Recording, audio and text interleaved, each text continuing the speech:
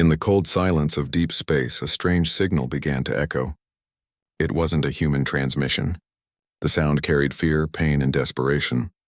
It came from a distant planet called Valara Prime, home of the Valarans, a gentle, intelligent alien race who had always chosen peace over war.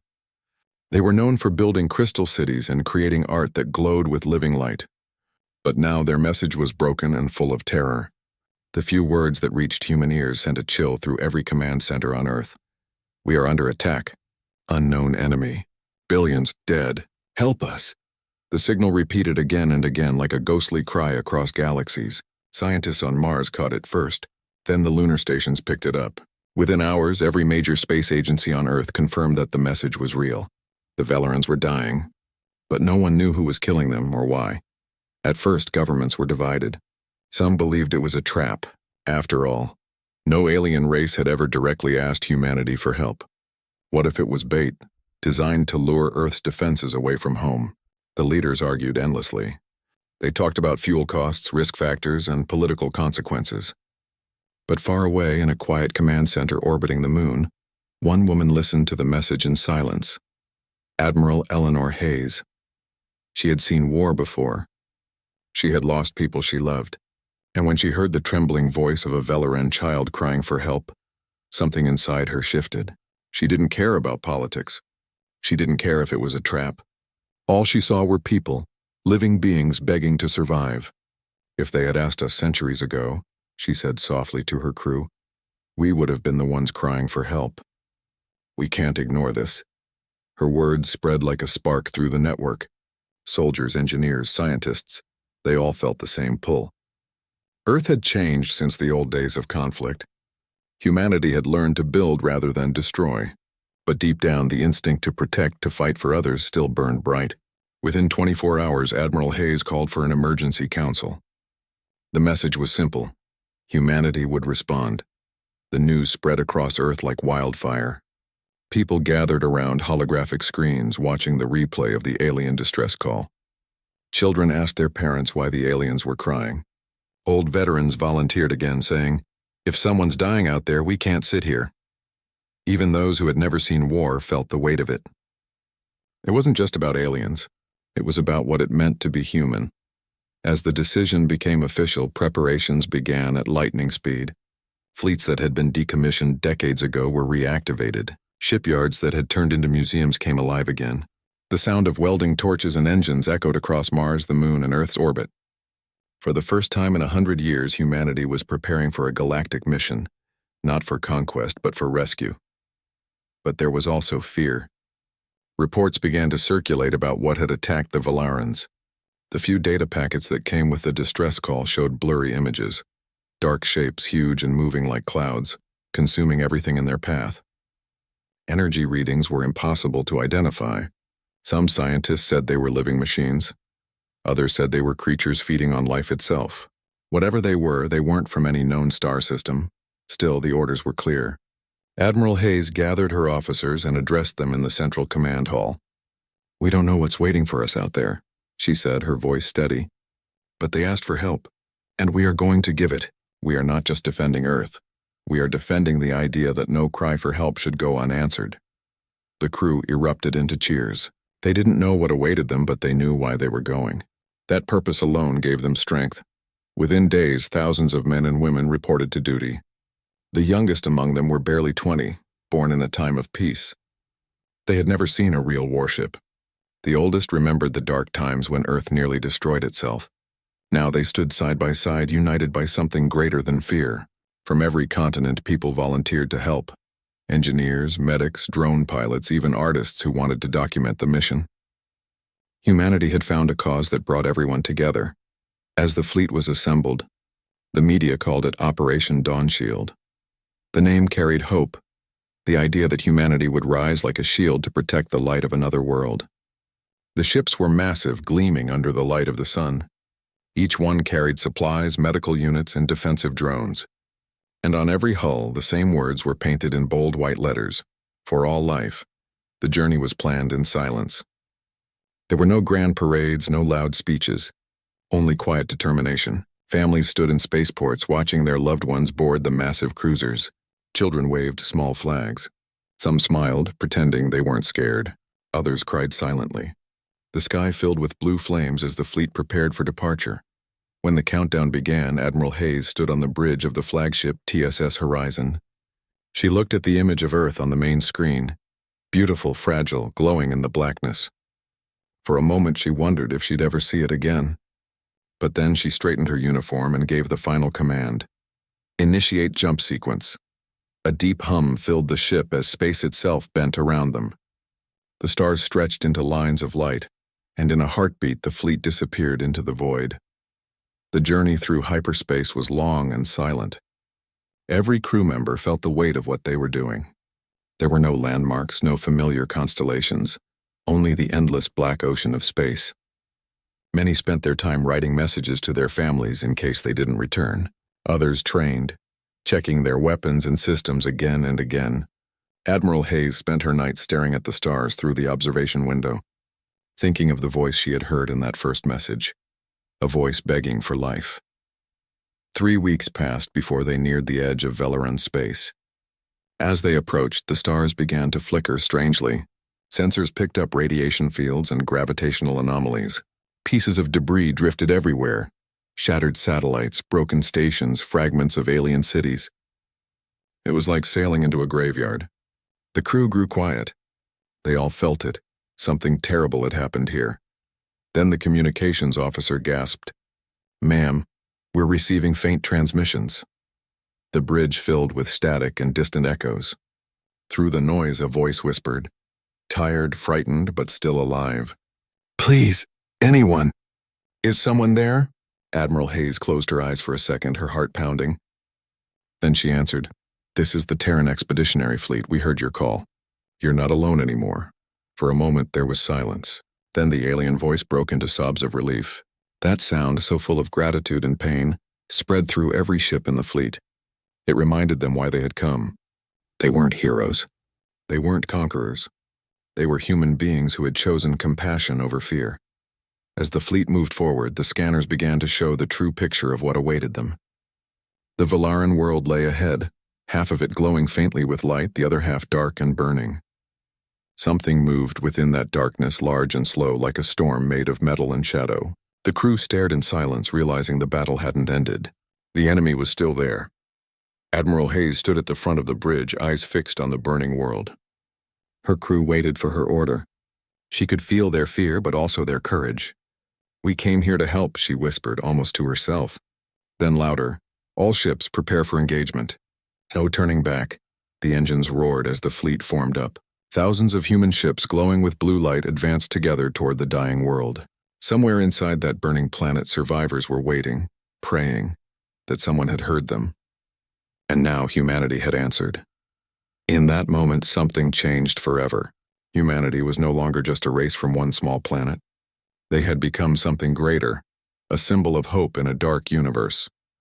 And as the fleet entered the shadow of Valara Prime, the stars themselves seemed to hold their breath. The story of Earth's response had only just begun. The moment Earth confirmed the Valaran distress call, everything changed. The calm rhythm of daily life broke as if the planet itself had taken a deep breath. For 100 years, humanity had lived in peace. Wars were history lessons, not memories. People had grown used to quiet skies, filled only with research ships and trading vessels. But the message from the Valaran stirred something ancient in the human heart. The old call to defend, to stand, to protect. Humanity had evolved beyond violence, but not beyond compassion, and now compassion was calling them to war. In the great command halls of Earth's orbital stations, screens glowed with endless activity. Fleets were being recalled, plans drawn up, supply lines prepared. Across the solar system, from the dusty colonies of Mars to the frozen domes of Europa, people volunteered in staggering numbers. Many didn't even know where Valara Prime was, but they didn't care. All they knew was that someone was crying for help, and that was enough. At the orbital shipyards above Earth, silence gave way to thunder. Giant engines roared as old warships were pulled from their resting docks. The vessels had once been relics of an age humanity hoped to forget. Now they were being reborn, rearmed with new technology and purpose. Engineers worked around the clock, welding fresh armor onto ancient hulls. Scientists upgraded the ships with advanced AIs capable of calculating millions of battle outcomes per second. Even the smallest drones were refitted with medical tools, ready to rescue instead of destroy. From every corner of the world, the response was the same. On Mars, mining guilds offered their cargo freighters to carry supplies. On the Moon, technicians built communication beacons strong enough to reach the farthest edge of the galaxy. Even the colonies on Titan, which had long been silent, sent energy cores to power the fleet's warp engines. Humanity moved like a single organism, every hand, every mind working together. Admiral Eleanor Hayes stood in the middle of the chaos, calm and firm. The responsibility she carried was enormous. She knew this fleet would be remembered for centuries, not for what it destroyed, but for what it tried to save. Her words from the first council still echoed. We are not going out there as soldiers. We are going as protectors. As the fleet began to take shape, the media called it Operation Dawn Shield. The name spread across every network, printed on banners and whispered in homes. It gave people hope. A promise that humanity would rise like the morning sun over a dying world. Journalists followed every launch, every training session, every new recruit. Even though fear lingered in the air, there was also pride. For once, humanity wasn't fighting each other. They were united under one purpose, saving another species from extinction. Families gathered at spaceports to watch the preparations. Children waved flags painted with stars and blue shields. Some asked if the aliens would look like humans. Others if they would ever come to Earth to say thank you. Their parents could only smile and say, maybe. Deep down, everyone knew the mission might not return. But they didn't want to speak that truth aloud. Hope was stronger than fear, at least for now. Inside the fleet's main command center, the atmosphere was electric. The Terran Expeditionary Fleet, humanity's greatest armada, was taking form. Over 2,000 ships, ranging from massive carriers to small escort destroyers, orbited Earth like a silver ring. Drones zipped between them, carrying equipment and personnel. The flagship TSS Horizon gleamed under sunlight, its hull freshly painted with the words "For All Life." Crew members trained day and night. Pilots practiced formation jumps in simulation pods. Engineers studied alien signals to understand the Valaran communication code. Medics learned how to treat species they had never seen before, using holographic anatomy models built from the fragments of the distress transmission. Everyone wanted to be ready, but there was also the question of the enemy. Who were they? What kind of beings could wipe out billions so quickly? Intelligence teams worked endlessly, analyzing every scrap of data that came with the Valaran message. The fragments painted a terrifying picture, enormous dark shapes moving like living storms, tearing cities apart.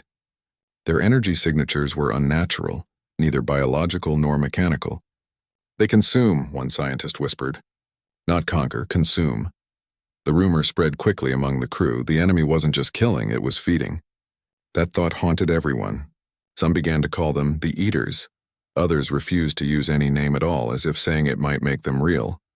Despite the fear, the morale stayed strong.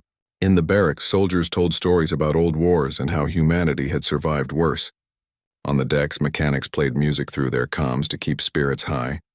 There were laughter and tears, and sometimes quiet moments when someone would look out a window and whisper a small prayer to the stars. They didn't pray for victory. They prayed for the courage to do what was right. Admiral Hayes spent most of her time aboard the Horizon, overseeing every last detail. Her officers respected her deeply, not just for her command, but for her humanity. She didn't speak like a general giving orders. She spoke like someone who understood loss. Every night she recorded a message to the people of Earth, telling them about the progress and reminding them why they were doing this. We may not know what we'll find, she said in one broadcast, but if we stay silent while others suffer, then we lose what makes us human. As the day of departure approached, the tension grew. Spaceports were filled with families saying goodbye. The soldiers tried to look brave, but everyone knew this mission was dangerous beyond imagination. Some would never return, but none of them turned back. When the final preparations were complete, Earth stopped. Cities dimmed their lights as a sign of respect. Billions watched from their homes as the Terran Expeditionary Fleet began its departure sequence. Across the planet, people whispered the same phrase that had been painted on every ship: "For all life." The countdown began. Engines hummed softly, glowing blue. One by one, ships rose from their docks, joining formation in the upper atmosphere. The sky shimmered as their thrusters cut through the clouds.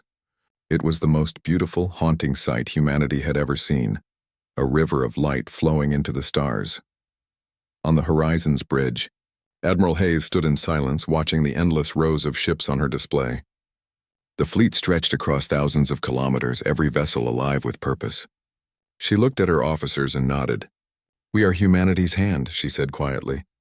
"Let's reach out." Her command echoed across the comms. "All ships initiate warp." A deep vibration filled the air. Space bent and twisted. The stars stretched into streaks of white. In an instant, the fleet vanished from the solar system, leaving only silence behind. Inside the warp, time felt strange. Hours felt like minutes. The universe outside shimmered in colors no human eye had seen before. The crew moved through their routines in quiet focus. No one complained. No one slept deeply. Each person knew the weight of their duty. Somewhere in the middle of the journey, the fleet held a brief moment of connection with Earth. Families sent final messages, words of love, hope, and fear. The signals would take hours to arrive, but they sent them anyway. One child's message was replayed across the entire fleet. "Please come back. The stars will miss you if you don't." It became a kind of prayer. After 3 weeks, the warp currents began to slow. The fleet approached Valaran space. The first readings made every heart freeze. Radiation levels were high. Entire regions of space were filled with debris fields. Faint energy trails showed where massive structures had once been. Now only ashes floating in the dark. Ships switched to silent mode. Every sensor, every radar scanned for signs of life. What they found chilled them to the core. Dozens of destroyed worlds surrounded Valara Prime. Some were still burning, their surfaces cracked like broken glass. This wasn't just war, it was extermination, but among the ruins, faint life signs appeared.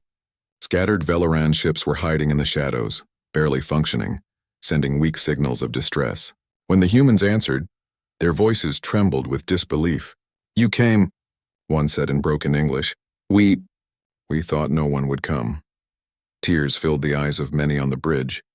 Even the battle-hardened officers couldn't hide their emotion. Humanity had kept its promise. They had come. Admiral Hayes stood tall, her gaze fixed on the glowing world ahead, half of it burning, half in darkness. "Signal the fleet," she ordered.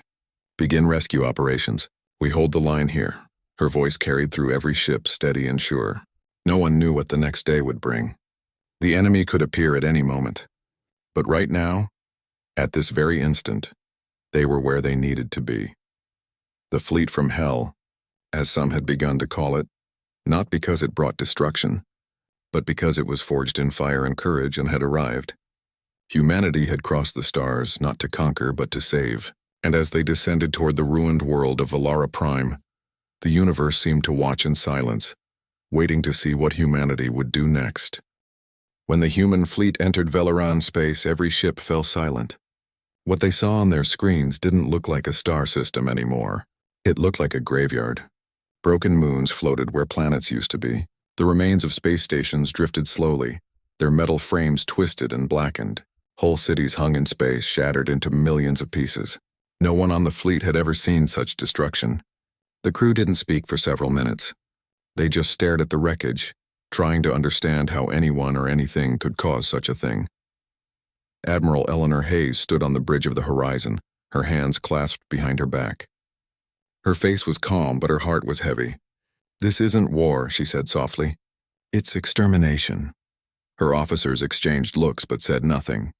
Every scanner, every probe sent out into the darkness showed the same thing: devastation beyond imagination. Then the fleet picked up faint signals. They came from the surface of Valara Prime, the homeworld of the Valarans. The signals were weak, like whispers carried by the wind. The communications officer turned to Hayes and said, "Ma'am, they're alive. There are survivors." The moment she heard that, Eleanor's eyes hardened. "Then we move. Full speed ahead." As the fleet approached the planet, the horror became clearer. Valara Prime had once been a beautiful world. Oceans that glowed silver, mountains made of crystal, cities that shimmered like light. But now the oceans were black and boiling. The continents were covered with craters and firestorms. Giant shapes moved slowly in the atmosphere like dark clouds made of metal and flesh. The Draxians. That was what the Valarans called them in their messages, a nightmare made real. The first clear image of them appeared on the fleet screens. A creature as large as a city, with metal armor growing from living tissue, glowing eyes like burning suns, and long, writhing limbs that could slice through mountains. The smaller ones, the swarm drones, moved like insects, tearing apart whatever was left of Velaran cities. They didn't just destroy, they absorbed. Every building they touched melted into their bodies, every machine became part of them. It was as if the planet itself was being eaten alive. The crew felt sick watching it. Some couldn't even look at the screens. "How do we fight that?" one young officer whispered. Admiral Hayes didn't answer right away. She just looked out the window, at the glowing horizon of the dying planet. Finally, she said, "With everything we have." The command was given. The Terran Expeditionary Fleet began to deploy into combat formation. Over 2,000 ships spread out in the sky like a wall of light. Their engines glowed blue, cutting through the thick red clouds above the planet. Below, the Draxian swarm noticed them. Thousands of dark shapes lifted from the surface and began rising into the atmosphere. The battle for Valara Prime had begun. The first attack came fast. A wave of Draxion ships surged upward, firing beams of green plasma that sliced through space. The human fleet returned fire, filling the void with light. Explosions erupted everywhere, so bright they looked like new suns being born. The sky above Valara Prime turned into a storm of energy. Human ships moved in perfect coordination. Years of training, thousands of simulations, all of it now mattered. Cruisers formed shield walls to protect the medical carriers behind them. Smaller fighter crafts weaved between the enemy ships, striking their weak points. The new AI-assisted weapons allowed them to react faster than ever before. But even with all that power, the Draxians were terrifying. Every time one of their ships was destroyed, it broke apart into smaller fragments, and those fragments became new ships. The swarm multiplied itself. It was like fighting an ocean that refused to stop coming. The human pilots fought bravely, but for every enemy they destroyed, 3 more appeared. On the ground, rescue teams began landing near the last surviving Velaran cities. The aliens who remained were weak and starving. Their crystal towers were half melted, and their once shining skin was now gray and cracked. When they saw the humans, they fell to their knees, weeping. "You came," they said. "We thought no one would." The human soldiers helped them aboard the shuttles, promising they were safe now, even though the sky above them burned. Admiral Hayes watched the chaos from the Horizon's main deck. Reports came in every second. Casualties, damaged ships, successful rescues. Her face stayed calm, but her knuckles were white from gripping the console. Her second-in-command, Captain Vieira, looked at her and said, "We can't keep this up." "Their numbers are endless, I know," Hayes replied. "But as long as there's one survivor down there, we don't stop." The fleet changed tactics. Instead of fighting from a distance, they went closer. Dangerously close. Massive dreadnoughts descended into the planet's upper atmosphere, firing their plasma cannons at point-blank range. It was suicide for many, but it worked. The closer they got, the more effective their weapons became. The air itself turned into fire. Captain Jonas Cade led one of the fighter wings. He had been a test pilot before the mission, never expecting to see real combat. But now he was flying through the middle of a storm of light and death, dodging burning debris and enemy fire. His squadron's job was to protect the rescue ships leaving the surface. Again and again they dove into the swarm, firing their railguns until their ammunition ran out. When one of his pilots screamed that she was hit, Jonas didn't hesitate. He flew straight toward her and shot down the creature that was dragging her ship apart. His voice came through the comms, calm but fierce. "We don't leave anyone behind. Not here." Hours passed, then days. The battle didn't stop. The Draxians kept coming like an endless tide. Human ships were being torn apart one after another, but for every ship lost, another took its place in the line. They fought with a kind of madness, the kind that comes from knowing there is no choice but to win. By the 3rd day, the skies of Valara Prime were filled with burning wreckage. Half the human fleet was gone, but so was half the Draxion swarm. The Valaran survivors had been mostly evacuated. The ships carrying them formed a convoy behind the fleet, heading toward safety. For the first time, there was a glimmer of hope, but hope came at a cost. The horizon itself had been hit multiple times. Fires burned inside the lower decks. Admiral Hayes refused to leave the bridge. She stood watching the battlefield. the reflection of explosions glowing in her eyes. When her officers told her to pull back, she said only one thing: "If we leave now, we lose everything we came for." And then something unexpected happened. The Draxian swarm began to fall back. Slowly, almost reluctantly, they retreated toward the dark side of the planet. The human fleet stopped firing and held position, waiting. "Why are they retreating?" someone asked. No one knew. Then the sensors picked up something massive moving in the shadows of space. It was their hive, the source of the swarm, the living core that controlled them all. It was as big as a moon, a monstrous structure made of flesh, bone, and metal. Its surface pulsed like a beating heart. The sight made even the bravest soldiers go quiet. The battle wasn't over. It was only beginning. For now, though, humanity had done the impossible.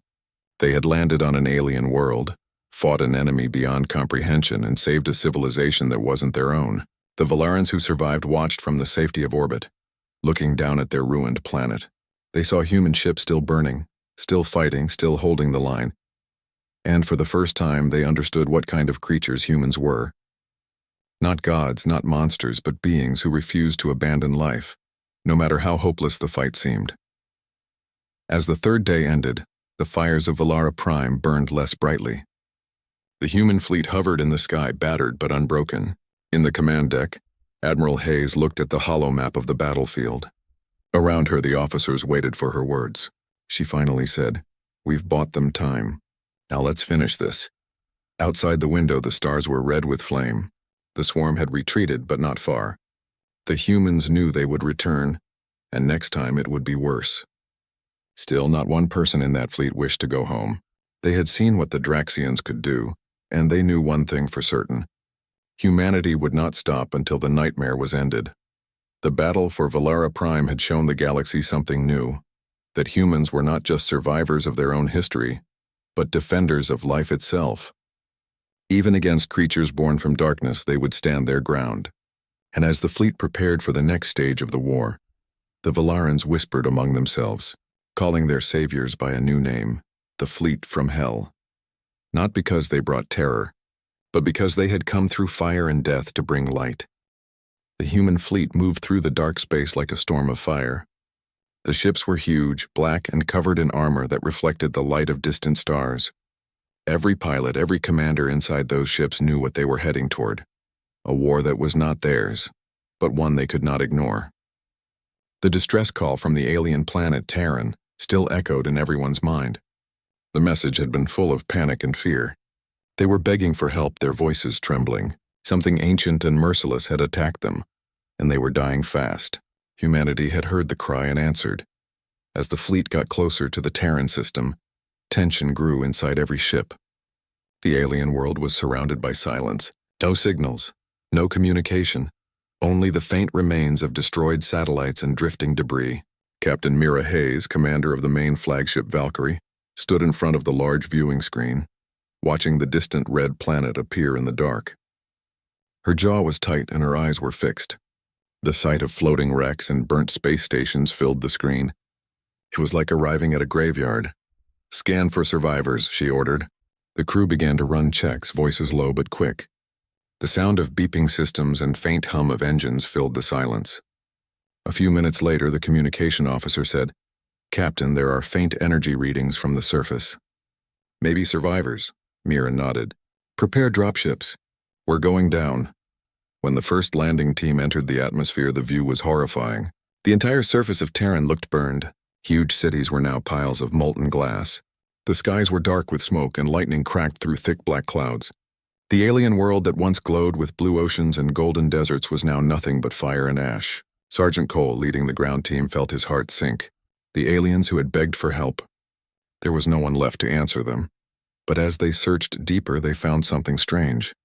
In the middle of the ruined capital, a massive crater stretched for miles, glowing faintly with red light. The ground around it was twisted, melted into unnatural shapes, as if something not just powerful but alive had passed through. And at the center there was movement.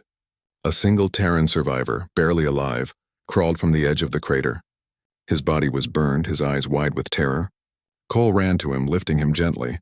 "It's okay," Cole said softly. "We're here to help." The alien's voice was shaking. "You shouldn't have come. he whispered weakly. They're not gone. They're waiting. Before Cole could ask more, the ground shook violently. Dust and fire burst into the air. The entire area trembled. The sensors on the team's helmets began flashing red. "We have movement!" shouted one of the soldiers. From the crater, shadows began to rise. At first, they looked like smoke. Then, as the flames grew brighter, the shapes turned into creatures, metallic, sharp, and crawling like beasts, but moving with mechanical precision. Their bodies were black, with a dark red glow running through their cracks.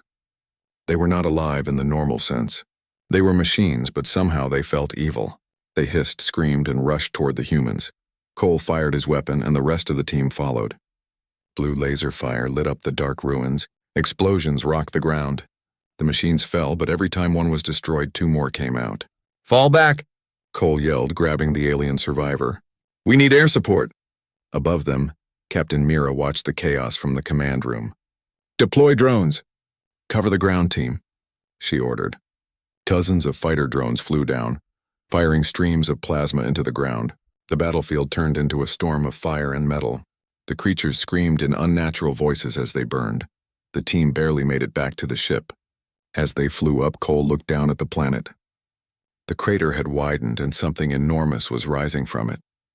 A shape bigger than any building started to move. A massive creature made of metal and shadows with glowing red eyes that burned like suns. Cole's voice trembled as he said, "Captain, that thing is not just an army. It's a god." Mira didn't answer. She just stared at the screen, where the monstrous form now towered over the dead world. It stretched upward like a creature breaking free from the planet itself. "Pull back the fleet," she finally said. "Now." The human ships moved away, engines roaring as the surface of Terran exploded. A shockwave of energy spread through space, shaking every ship. The communication systems went dark for a few seconds. When the lights came back, the scanners showed something terrifying. The energy from the planet was spreading. Whatever that creature was, it wasn't just staying there. It was waking up other things across the system. The scientists on board began analyzing the data. Dr. Arlen, the chief xenologist, turned pale when he realized what he was seeing. "Captain, this isn't a weapon. It's a hive," he said quietly. "Those machines, they're part of something ancient. Something that eats entire civilizations." And Terran woke it up. The fleet regrouped beyond the planet's orbit. Everyone was silent. Some soldiers whispered prayers. Others stared blankly at the walls. The human commanders began debating. Some said they should retreat, go back to Earth and prepare defenses. Others said they couldn't just leave. The other alien worlds nearby would be destroyed next. Mira listened to them all, but deep down she knew there was no easy choice. Humanity had walked into something far beyond their understanding. Suddenly, alarms blared again. The sensors picked up movement. Massive ships appearing from hyperspace. But these were not human.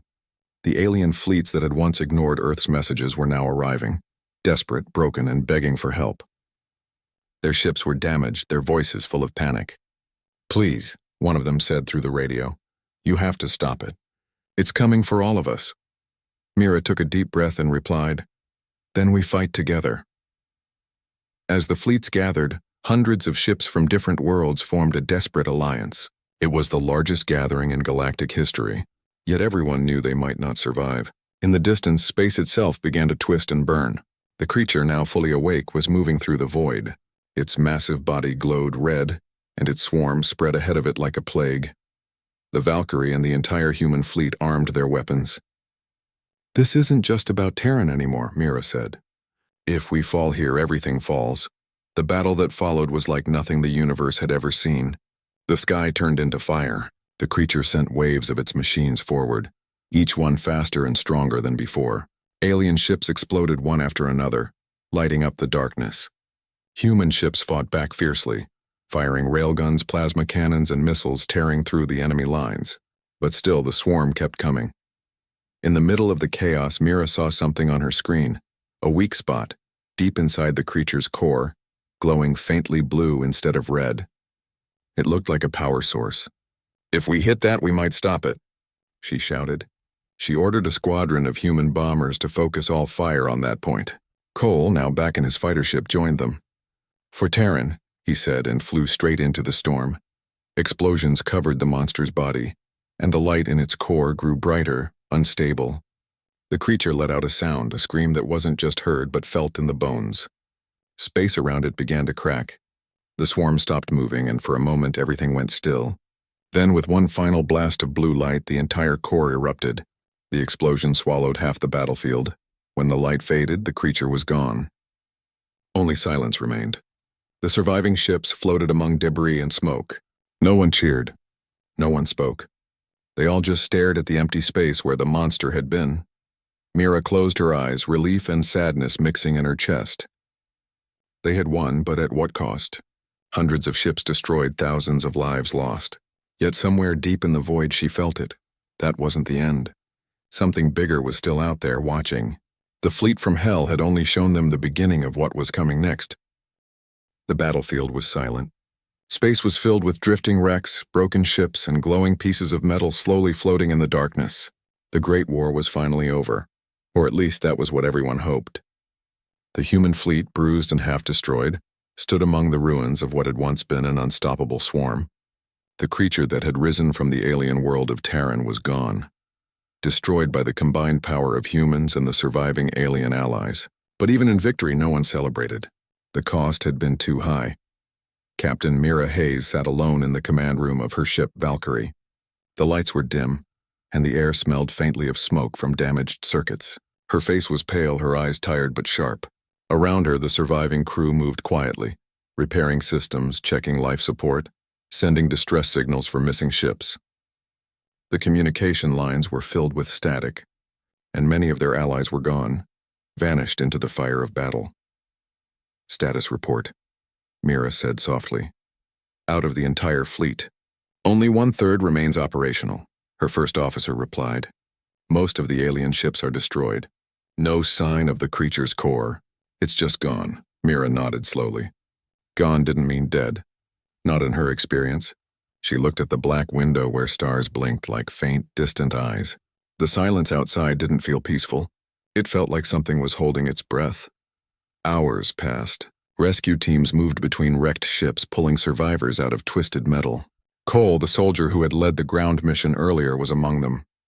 His armor was scratched and burned, but his spirit was still strong. He moved through the ruins, helping both humans and aliens alike. The war had changed everything. No one saw each other as enemies anymore. They were just beings who had survived something that should have ended them all. As he carried a wounded alien officer to the medical bay, Cole looked out through a broken viewport. The stars were quiet, and for a moment he allowed himself to believe it was over. "Maybe we actually did it," he whispered. But deep down, even he wasn't sure. A few days later, the fleet began to regroup. The humans and aliens who had fought side by side formed a council aboard the largest remaining ship, a damaged alien battleship that still floated steadily. Mira represented Earth. Beside her were representatives from 3 other surviving species. The air in the meeting room was heavy with exhaustion and uncertainty. An alien general with a cracked armor plate spoke first. "We have seen what humanity can do," he said slowly. "You answered our call when others ignored it. Without you, we would all be ash." Mira didn't smile. "We did what anyone should do," she replied. "But we all know this isn't the end. That thing, it wasn't just a weapon. It was a message." The room went silent. The word message hung in the air like smoke. Dr. Arlen, the human scientist who had studied the creature, stood up and activated a holographic display. A map of the galaxy appeared, with glowing red points spreading like infection marks. "Before the creature was destroyed," he explained, "our sensors detected energy signals spreading across nearby systems. These are not natural. They're identical to the energy patterns we saw on Terran before the awakening. Which means," he paused, letting the truth sink in, "there may be more of them." A low murmur filled the room. Some of the aliens began to argue, their voices rising in fear. One shouted, "We can't fight again.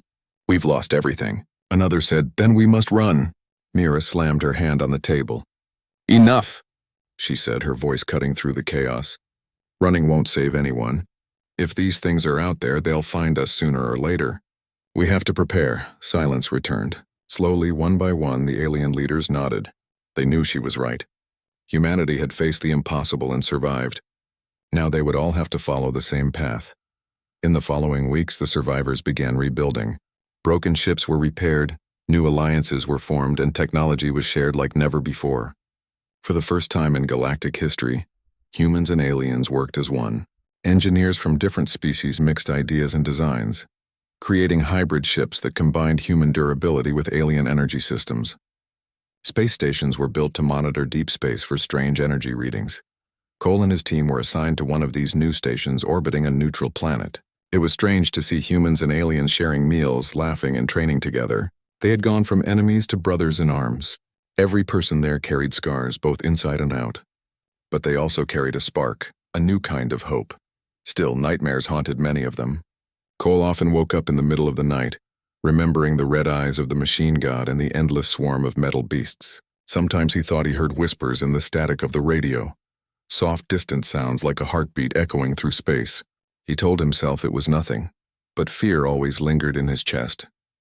One night, while Mira was reviewing reports, a soft alarm went off. It wasn't loud, just a quiet ping, an alert for a small energy anomaly at the edge of known space. She frowned and zoomed in on the signal. It was faint, almost like a dying star, but as she watched, the energy began to rise slowly. The same pattern, the same rhythm, the same pulse she had seen before Taryn fell. Her hands went cold. "No," she whispered. She called Dr. Arlen and the command team immediately. Within minutes, the room was filled with worried faces. The scientist confirmed her fear.